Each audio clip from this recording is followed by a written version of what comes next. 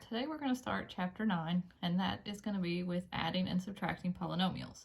So polynomials is something that we've seen before, but now we're going to do a few different things with it. So first we're going to look at how many terms does a polynomial have. Well, looking at this one, what we have to determine is how many terms and how do I know what a term is. So a term is usually separated by an addition sign, a subtraction sign, a multiplication sign, or a division sign. So whenever we look at terms, so in what we want to think of here is how many different terms do we have and how many are being separated. So right here we have, this is our first term. We have this addition sign, so that breaks apart this term. So there's another term.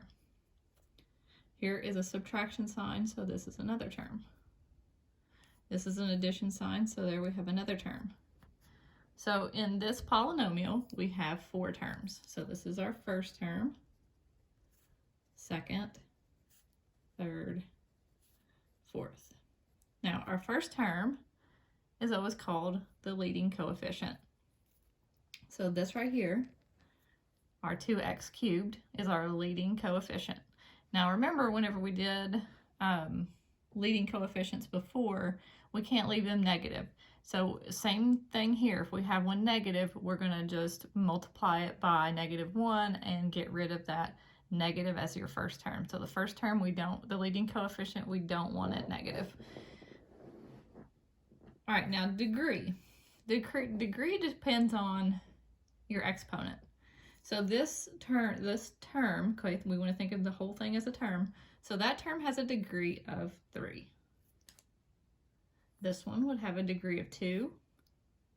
This one would have a degree of 1. Remember, there's an understood 1 here. And this one, because it does not have a variable, would be a degree of 0. So if they said, okay, well, term number 4, what's its degree? We would say the degree is 0. Okay, so that's a little bit about what a polynomial is. So let's look at adding a polynomial.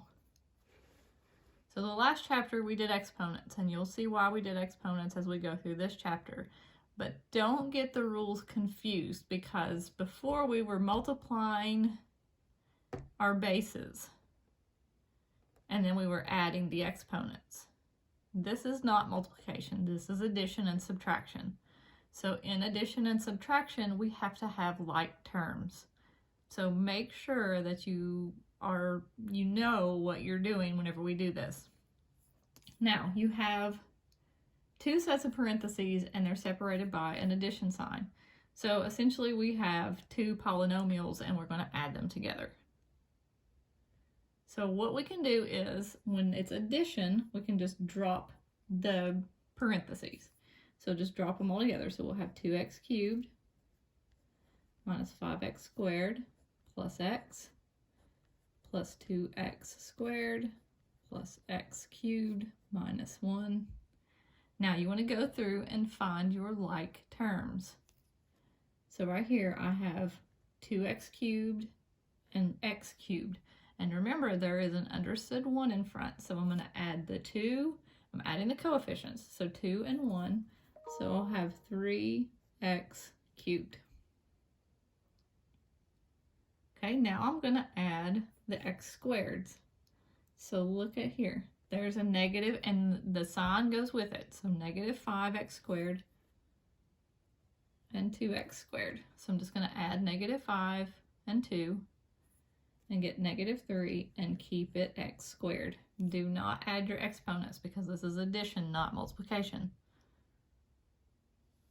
All right, let's look at just your x, and we only have one of them, so we're just going to bring it down. Then look at your constant, which is -1, and there's no other constant to add it to, so it's just -1. And this whole thing is your answer. There's nothing else we can do with it. We can't put anything else together because we don't have any other like terms.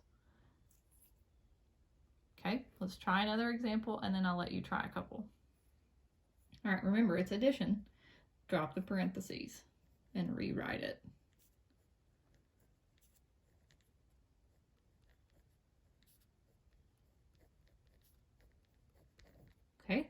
Let's find our like terms. So right now I've got 3x squared and x squared. So that's 4x squared. And then I have a positive x and a positive 4x. So that'll be plus 5x. And I have two constants. I have negative 6 and 10. So negative 6 plus 10 is 4. So there's my answer. It cannot be simplified anymore. Okay, I want you to try these two and see what you get.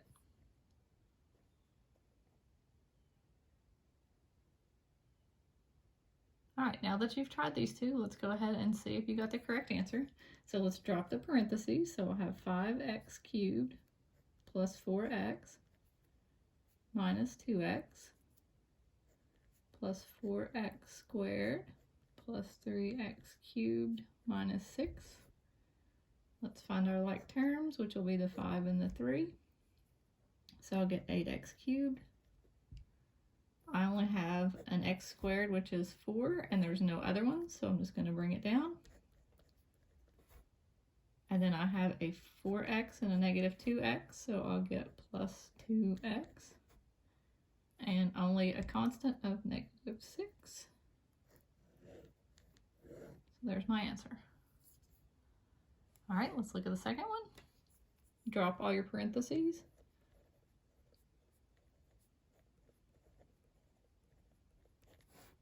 Combine your like terms, which will be 5a squared and 8a squared. So 13a squared. And then you have a constant of negative 3 and negative 1. Add negative 3 and negative 1, so you'll get a negative 4. There's our answer. All right, that was addition. Now, subtraction. Just a little bit different. So on subtraction, we have this negative sign in front. And remember, when we said there's a negative sign in front of the parenthesis, we treat it like there is a negative 1, because remember, there's an understood 1 here. So we multiply everything in the second parenthesis only by negative 1. So your first parenthesis, you can keep it the same, and you can go ahead and bring it down. So 4n squared plus 5. So essentially, when we are multiplying by negative 1, we're just changing all the signs. So you can just think of it as, okay, everything in that second parenthesis, I'm just going to flip the sign. So this will be plus 2n squared minus 2n plus 4. Now, we do the same thing as we did in addition. We're just combining like terms. So I've got 4n squared and 2n squared, so I'll get 6n squared. I just have this 2n term, so I'm just going to bring it down, negative 2n. And then I have two constants. I have 5 and 4, so I'm going to add those together and get 9. There's my answer. Okay, let's try one more, and then I'll give you a couple to try. Remember, we treat this as negative 1, and just like we're multiplying everything by negative 1, or you can think of it as, okay, the second parenthesis, all the signs are going to flip. So I have 4x squared minus 3x plus 5 minus 3x squared plus x plus 8. Combine your like terms. That's a 4 and a negative 3, so I'm just going to get 1, or really just x squared. Yes, you can write the 1 if you want to. It's up to you. And then negative 3x and 1x, so I'll get negative 2x. And then I have two constants, which are 5 and 8, so I'll get plus 13. Okay, you all try these two. And this is a squared, by the way, so if you can't tell what that is, it's a 2. This little.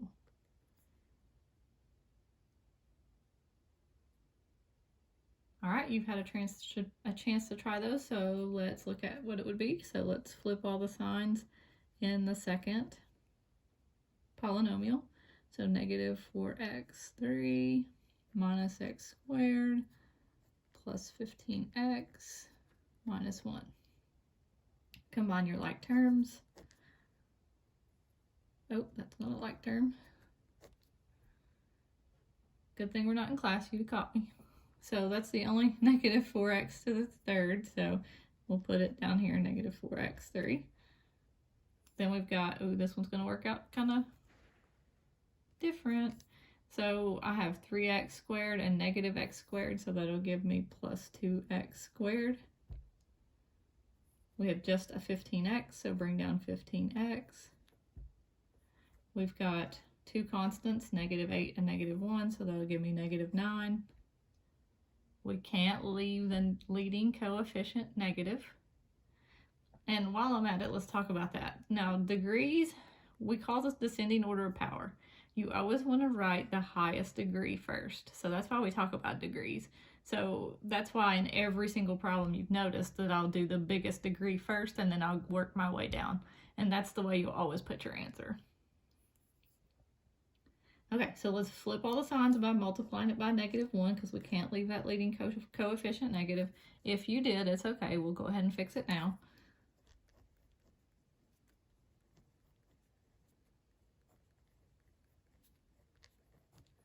And there is your answer. All right, next problem.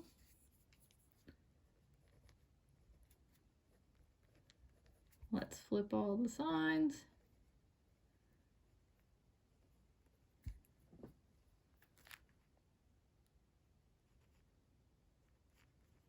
Kind of ran out of room there.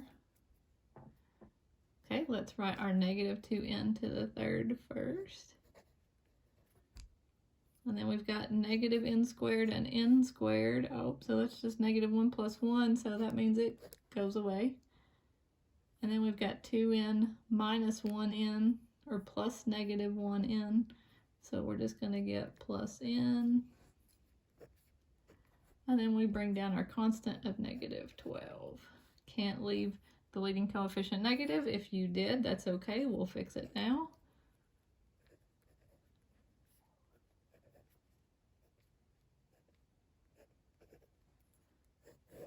And there's your answer.